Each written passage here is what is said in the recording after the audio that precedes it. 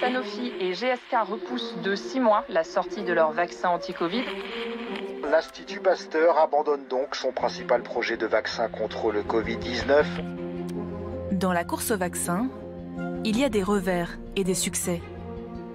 Vous m'auriez dit début janvier 2020, avant Noël, vous allez avoir un vaccin approuvé contre un virus qui n'existe pas encore, donc vous n'avez pas le nom. Je vous aurais dit de quoi vous parlez, c'est pas possible. Les Français sont en compétition avec des concurrents du monde entier. Ce n'est pas une course contre les autres entreprises, c'est une course contre la montre. C'est un marathon. Ceux qui sont en tête au kilomètre 10 ne seront probablement pas ceux qui gagneront le marathon à la fin. Un compte à rebours où nos laboratoires les plus prestigieux ont pris du retard. On s'appelle Sanofi Pasteur. On n'a pas de vaccin. C'est une honte. Je ne préférerais pas que l'Institut Pasteur soit associé à l'idée de tortue, même si c'est la tortue qui gagne dans la fable. Contre le coronavirus, il faut courir, partir à temps et dans la bonne direction. On cherche toujours le vaccin au pays de Pasteur.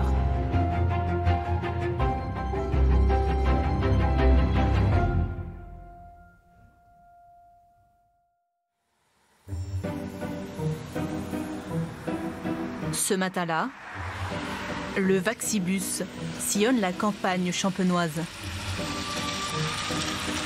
Sur son itinéraire, 4 petites communes rurales de la Marne. Une priorité, vacciner les plus de 75 ans. Premier arrêt à Bligny, avec ses 120 habitants et ses rues très étroites.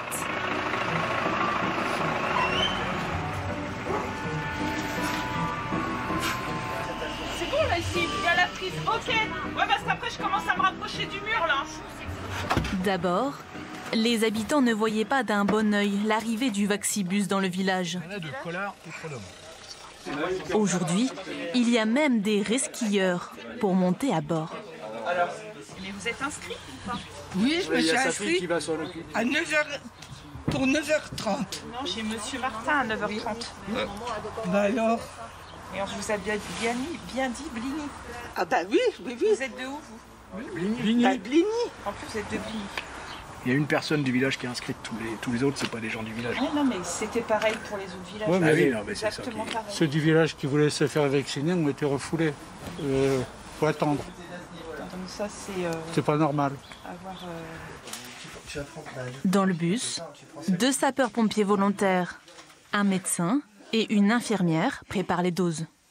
Le but, c'est qu'il n'y ait quand même pas de perte. J'évalue en fait le nombre de personnes qui a vacciné, sachant qu'à partir du moment de la préparation, on peut le garder 6 heures. Alors du coup, les conseils, c'est 5 doses. On peut faire jusqu'à 6 doses, mais des fois, c'est très compliqué d'avoir la 6e dose. Asseyez-vous tout de suite près du médecin. Jacqueline Collard, 79 ans, est la première à se lancer. Est-ce que vous avez eu des signes de Covid actuellement? Est-ce que vous avez de la fièvre, des choses comme ça actuellement? Non. Donc vous n'êtes pas enceinte, vous n'allaitez pas. Pas d'allergie à un vaccin, pas d'allergie à un médicament, rien du tout? Non. D'accord. Donc pour moi, il n'y a pas de contre-indication pour la vaccination pour aujourd'hui. Oui. Est-ce que vous avez des questions? Non, je vous emmène derrière le rideau. Allons-y.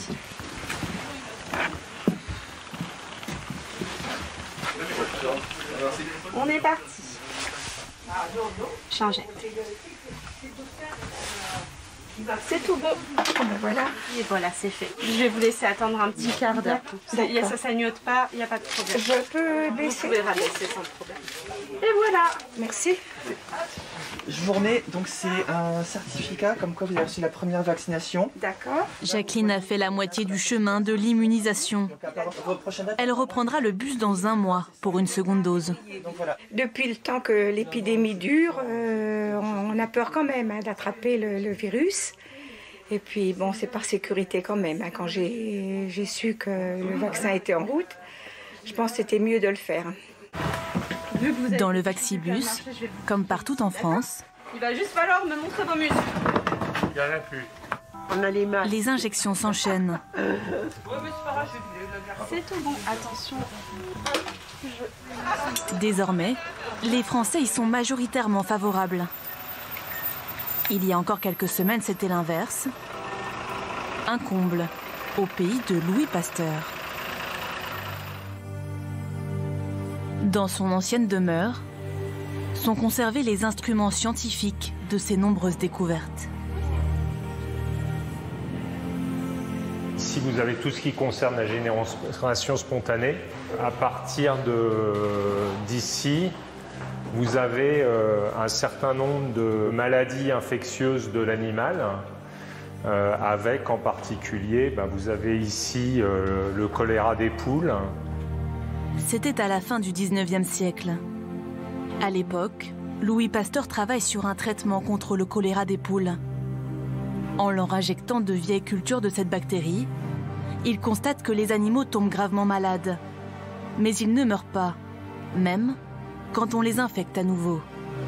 Le docteur en sciences vient ainsi de créer le principe de la vaccination.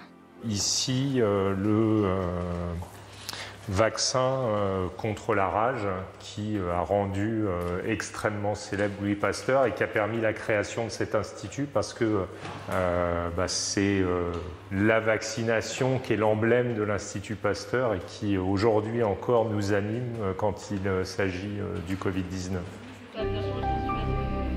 Plus d'un siècle plus tard, les outils ont bien changé. Les microscopes sont désormais capables de repérer jusqu'aux protéines qui entourent le virus. Dès le mois de mars, l'Institut Pasteur a commencé à travailler sur 3 candidats vaccins contre la Covid-19. On avait des technologies qui étaient déjà au point. Donc, par exemple, à l'Institut Pasteur, ça fait depuis le début des années 2000 qu'on travaille sur l'utilisation du vaccin rougeole comme plateforme pour développer d'autres vaccins. On avait déjà fait des essais avec le SARS-CoV-1. Donc on savait finalement comment faire un vaccin contre ces coronavirus. Et donc, finalement, il n'était plus question que de le mettre en œuvre et puis ensuite d'aller vers des essais cliniques. Dans le monde, près de 250 candidats vaccins sont examinés. 9 d'entre eux ont déjà été validés par un ou plusieurs pays. Dans le trio de tête, la collaboration américaine et allemande de Pfizer-BioNTech, suivie de près par l'américain Moderna et le britannique AstraZeneca. Dans le peloton de tête également, 3 vaccins chinois, 2 russes et 1 indien, approuvés avant même la fin des essais cliniques. En phase 3, on trouve d'autres vaccins chinois, un belge, plusieurs américains, un australien, un canadien et un allemand, mais aucun français. Bien que 2 candidats soient élaborés par notre leader mondial du vaccin contre la grippe, Sanofi. En juin dernier, près de Lyon, tout va bien ? Très heureux d'être là. Emmanuel Macron visitait l'un des sites du champion pharmaceutique français. C'est dans cette usine que sera produit son vaccin anti-Covid développé avec un autre géant, le britannique GSK. Sanofi utilise déjà la technique de la protéine recombinante dans l'un de ses vaccins contre la grippe. Pour Emmanuel Macron, c'est la garantie d'obtenir très vite un vaccin français. Cette crise nous a montré que nous devons continuer à produire dans notre pays et sur notre continent. Pour financer ce vaccin tricolore, le gouvernement a débloqué 200 millions d'euros. 3 mois plus tard, l'Union européenne en précommande 300 millions de doses quand le vaccin sera autorisé. À Genève, Marie-Paul Quigny, en charge du comité français du vaccin, est-ce que tu as des nouvelles à propos de la licence du vaccin Covid ? A suivi toutes les négociations à la Commission européenne. Elle misait beaucoup sur le champion français incontesté du domaine jusqu'à mi-décembre. Coup de théâtre, Sanofi annonce un retard pour son vaccin. Il ne sera pas prêt avant la fin de l'année. Sanofi a commencé ses premières expérimentations chez l'homme. Et ils se sont rendus compte qu'en fait, les réponses étaient très médiocres. Et en retournant, en essayant de comprendre ce qui se passait, ils se sont rendus compte qu'un des réactifs, un réactif commercial qu'ils avaient utilisé, acheté pour doser en fait la quantité de spicules qu'ils avaient dans leur vaccin, surdosait.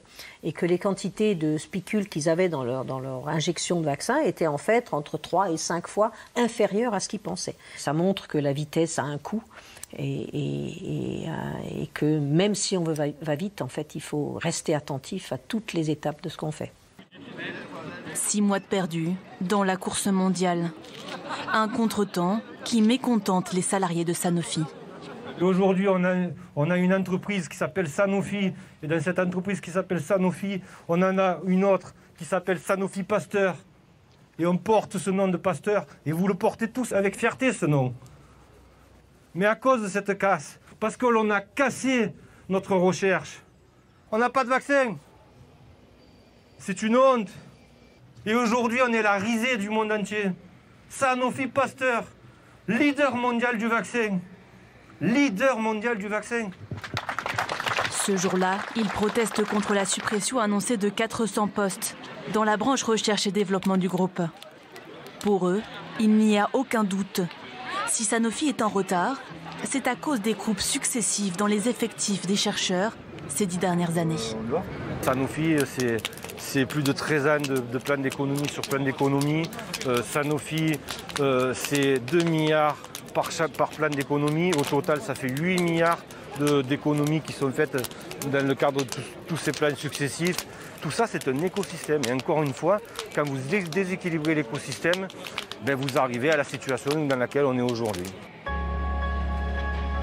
Faute de pouvoir proposer son propre vaccin, Sanofi vient de s'engager à conditionner ceux de son concurrent, Pfizer-BioNTech. Plus de 100 millions de doses à partir de cet été. À l'Institut Pasteur également, c'est la déception. La fondation privée à but non lucratif vient d'annoncer l'abandon de son projet le plus prometteur, le vaccin rougeole, pas suffisamment efficace. Ce qu'on va commencer par faire, c'est analyser ces résultats de l'essai clinique de phase 1, essayer de comprendre pourquoi ça n'a pas marché, alors que dans les études précliniques, ça marchait très bien. Et à partir de là, probablement essayer de construire un nouveau candidat qui pourrait éventuellement être engagé dans un essai clinique. Je serais surpris que Pasteur n'ait pas eu d'échec, je n'ai pas d'exemple en tête. Bien sûr, il aurait été déçu parce que oui, il a travaillé pendant toute sa vie pour essayer de trouver des solutions, mais évidemment, il est passé par des succès, il est passé par des échecs et ça, c'est quelque chose qu'on vit encore aujourd'hui. Et je pense qu'aucun chercheur ne vous dira la voie est toute tracée, parce que sinon, voilà, ça ne serait pas la recherche. Faute de financement suffisant, l'Institut Pasteur avait été obligé de vendre sa licence au géant américain pharmaceutique Merck. La fuite des brevets et des cerveaux vers l'étranger expliquerait aussi le retard tricolore. Alors en France, on voit que malheureusement, il y a effectivement des équipes fondamentales qui travaillent, qui arrivent à avoir des idées, des prototypes, mais qu'on a ce qu'on appelle communément en fait une vallée de la mort qui amène de l'invention, de la découverte académique à la préparation d'un produit. C'est cette longue période dans laquelle les financements en Europe, mais surtout les financements en France, sont insuffisants. Et quand un académique a mené des recherches qui amènent à quelque chose qui pourrait être exploitable, on lui dit, écoute, va trouver l'industrie, va trouver des contrats. Mais à ce stade-là, très souvent, la recherche est encore trop en amont. Alors, soit il ne trouve personne, et ça traîne dans les tiroirs pendant des années et des années, soit il trouve quelqu'un, mais comme il n'y a pas encore la preuve du concept, il est obligé de vendre tout, hein, le beurre et les futurs poussins et la vache, pour une bouchée de pain. Et à ce moment-là, c'est une société étrangère qui s'occupe de développer le produit. Certains ont choisi de partir avec leur technologie sous le bras Direction les États-Unis. À 2 pas de Boston, à proximité des prestigieuses universités d'Harvard ou du MIT, des centaines de petites entreprises de biotechnologie côtoient des gros labos pharmaceutiques. Parmi elles, Moderna. Son patron, Stéphane Bancel, est français. Inconnu il y a 1 an, ce Marseillais de 48 ans est devenu l'un des hommes les plus influents de la planète grâce à son vaccin, présenté tel un trophée. C'est quoi ça, Stéphane? Et donc ça, c'est la plaque du vaccin contre le corona. Et on l'a donné en fait à tous les employés. Alors, on l'a donné parce qu'on a fait donc, entre la séquence du virus mise sur Internet par le gouvernement chinois, à la livraison du produit aux équipes du Dr Fauci qui ont fait la phase 1, 42 jours.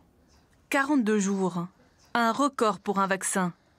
Une célébrité qui vaudra à Stéphane Bancel d'être reçu à la Maison-Blanche début mars, en compagnie des directeurs des plus gros laboratoires pharmaceutiques. Alors, qu'est-ce que vous avez à me dire? On espère commencer la phase 1 très rapidement. On attend juste le feu vert pour commencer la phase 2. Et combien de temps ça va prendre? La phase 2 va prendre quelques mois avant d'aller en phase 3. Donc on parle de quelques mois. Je préfère entendre ça. Banco pour Bancel, Donald Trump est séduit. Il y a encore des flacons ici. Les pouvoirs publics américains mettent $1 milliard sur la table pour financer ses essais cliniques et lui commandent 200 millions de doses de son vaccin. Yeah, please. Just do your thing. Allez. Ça, en fait, c'est un des laboratoires dans lequel les équipes d'infectieux travaillent et ont développé le vaccin et tous les tests qu'ils ont fait avant les essais cliniques, bien sûr. Cette petite société créée il y a seulement 10 ans travaillait déjà sur plusieurs vaccins à partir d'ARN messager. Stéphane Bancel se souvient très bien du jour où il a eu la révélation. L'histoire du vaccin coronavirus Moderna a démarré en fait dans le sud de la France entre Noël et le jour de l'an, donc de l'année 2019. Et je lis comme tous les matins le Wall Street Journal sur mon iPad et il parle d'un nouveau virus qui crée des symptômes de pneumonie. Moi tout de suite j'envoie un email à l'équipe du Dr Fauci parce qu'on collabore et il m'envoie un email 2 jours après me disant c'est un nouveau corona qu'on ne connaît pas et d'ici un jour ou deux les Chinois ont promis de mettre la séquence génétique sur Internet. Il mobilise alors toutes ses équipes dès le début de l'année. Un vaccin est modélisé sur ordinateur en seulement 48 heures. Début janvier, quand on a démarré à courir après le virus, on voulait le faire pour aider localement l'épidémie. On s'était même dit qu'il est possible que le virus disparaisse avant que le vaccin ait fini l'étude clinique. On a dit que ça vaut quand même le coup pour si un jour il y a une plus grosse épidémie, qu'on voit à quelle vitesse on peut faire le vaccin. Et c'est pour ça que donc on est allé aussi vite qu'on est allé. Paris gagnant. Le visionnaire est devenu multimilliardaire. Comme lui, il y a les Français qui s'expatrient pour réussir et d'autres qui délocalisent leur production. C'est à Stockholm que l'entreprise franco-autrichienne Valneva conditionnera son futur vaccin contre la Covid-19. Là, nous sommes dans la zone très sécurisée où nous avons notre machine de remplissage de flacons. Il y a encore quelques mois, on faisait notre vaccin contre le choléra. Et là, on est en train de transformer cette machine pour être capable de conditionner le vaccin contre la Covid. Pour le moment, les techniciens s'entraînent sur des flacons vides. Dernier test sur la machine. Il faut être prêt quand le vaccin arrivera dans quelques mois. Ici, ils vérifient que les flacons sont conformes, qu'ils ne sont pas tombés. Ils enlèvent ceux qui ne vont pas. Ensuite, les flacons vont dans la machine. Ils sont remplis avec le vaccin. Bon, pas maintenant, mais dans le futur. Et pour finir, on ferme avec le bouchon. Il nous manque juste le vaccin, mais on y travaille. Donc bientôt, on l'aura. Valneva a déjà reçu une précommande de 60 millions de doses de l'Europe et 60 millions de plus du Royaume-Uni. Pour répondre à la demande, l'entreprise va devoir recruter et s'agrandir. De nouvelles usines sont actuellement en construction, une en Écosse pour le produit actif Et une autre en Suède, à quelques centaines de mètres de là, dans cet ancien hangar de la poste suédoise. C'est ici que tout va se passer. Dans quelques mois, les futurs vaccins arriveront ici pour être mis en flacon. C'est un vrai défi. On doit tout faire en même temps. On commence la construction, on fait les essais cliniques. C'est toute une organisation. Mais ça vaut le coup, bien sûr, pour avoir nos vaccins le plus vite possible et pour protéger les gens du monde entier. Le vaccin de Valneva fonctionne sur le même principe que celui de Louis Pasteur contre la rage. Comme il y a 100 ans, le virus inactivé. C'est en Loire-Atlantique qu'il a été développé. Donc c'est ici qu'a commencé le vaccin en avril dernier, où on a commencé à recevoir différentes souches d'Autriche, d'Allemagne, de France, d'Italie. On a sélectionné les meilleures souches virales pour la production du vaccin. Une fois que les banques virales ont été développées ici, elles ont été envoyées en Écosse pour la production industrielle. Avec son vaccin, Valneva pourrait acquérir une autre dimension et tripler son chiffre d'affaires avant la fin de l'année. On était 500 en gros fin 2019 et on sera probablement 800, 900 fin 2021 pour pouvoir produire, délivrer l'ensemble de ces doses. Donc ce programme Covid, s'il réussit, bien sûr, peut être assez transformant pour la société. Et puis voilà, ce vaccin s'ajoutera à nos programmes Lyme, Chikungunya et nos 2 vaccins commerciaux pour les années à venir. Si Valneva a pris du retard face à la concurrence, le laboratoire français n'a pas l'intention d'abandonner la course.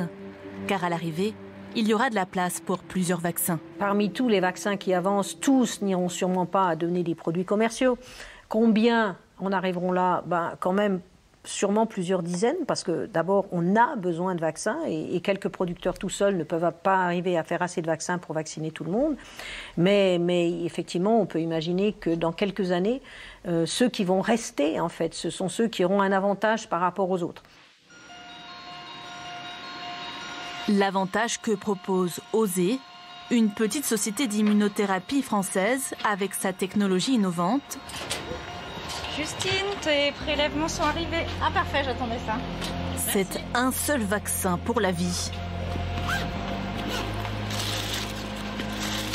Des échantillons sanguins viennent tout juste d'arriver de la banque du sang.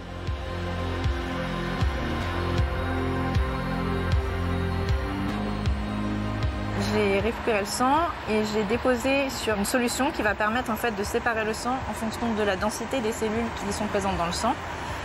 Et donc après centrifugation, on retrouvera les globules blancs, parmi lesquels on peut retrouver les lymphocytes T qui sont intéressants pour notre étude. Les lymphocytes T, c'est un type de globule blanc dont la mission est de détruire les cellules infectées, notamment par des virus. Alors du coup, en haut, on va retrouver dans la première phase le sérum. En dessous, on a tous les globules rouges. Et puis du coup, à l'interphase, ici, ça sera les lymphocytes en général avec les globules blancs en fait. On travaille ici sur un vaccin dit de 2e génération. C'est-à-dire que c'est un vaccin, on va chercher une immunité à très long terme. Les premiers vaccins s'intéressent à développer des anticorps pour empêcher le virus de rentrer dans le corps. Nous, notre stratégie consiste à éduquer les lymphocytes, c'est sur ces fameux globules blancs, qui ont une durée de vie très longue. Et après les premières infections au SRAS en 2002 ou le MERS 2012, 10 ans, 15 ans après, ces lymphocytes T mémoire sont encore là. Pour leur vaccin, les chercheurs ont entraîné les lymphocytes T à tuer la Covid-19, comme des soldats, à combattre l'ennemi. Donc là, la zone qu'on va observer, c'est ici. Donc même chose, on va avoir les cellules en bleu qui sont les lymphocytes T, celles qu'on va éduquer pour reconnaître les cellules infectées par le virus. En vert, les cellules de l'organisme, potentiellement infectées par le virus. Et donc là, on a fait un time-lapse pour observer dans le temps le déplacement de nos cellules. On va avoir un lymphocyte T ici qui va reconnaître des cellules qui ne sont pas infectées, qui ne va rien leur faire. Et là, vous voyez, il a rencontré une cellule ici et il l'a tuée. Elle passe au rouge. Elle est morte, juste ce baiser de la mort, comme on dit. Le lymphocyte, il arrive, il la touche et pouf. C'est vraiment des sentinelles, quoi. Ils scannent et quand ils reconnaissent leur cible, boum. Pour le moment, il n'existe pas encore de vaccin à base de lymphocytes T. Mais le laboratoire travaille depuis plusieurs années sur un vaccin contre le cancer du poumon, actuellement en phase 3 des essais cliniques. On sait qu'on peut éduquer les lymphocytes T à aller dans le poumon. Donc on a fait tout de suite ce lien avec cette Covid. Et fin mars, début avril, on s'est rendu compte que la planète entière, tous les industriels ou académiques, avaient tous la même stratégie. Et donc à un moment donné, on s'est dit c'est pas possible, il faut qu'on propose quelque chose d'alternatif. Donc on est dans un second temps, mais on est à la fois aussi complémentaires. C'est-à-dire qu'on n'est pas sur les mêmes mécanismes, on peut envisager un premier vaccin pour aller vite, répondre à l'urgence, c'est le vaccin de première génération, suivi d'un deuxième vaccin qui permettra d'avoir une protection à très long terme parce qu'on est sur un autre type d'approche et de mécanisme. Des vaccins de deuxième ou troisième génération qui pourraient permettre l'éradication de plusieurs maladies. Pour le moment, seul Stéphane Bancel savoure son succès. Tous les jours à Boston, il reçoit des centaines de mails de remerciements du monde entier.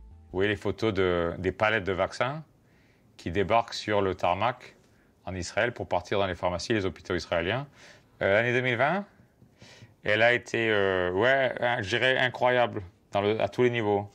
C'est-à-dire que vous m'auriez dit début janvier 2020, avant Noël, vous allez avoir un vaccin approuvé contre un virus qui n'existe pas encore, dont vous n'avez pas le nom, ni la séquence génétique. Je vous aurais dit de quoi vous parlez, c'est pas possible. Mais est-ce qu'il y a un aspect vertigineux à se dire qu'on prend ce rôle-là?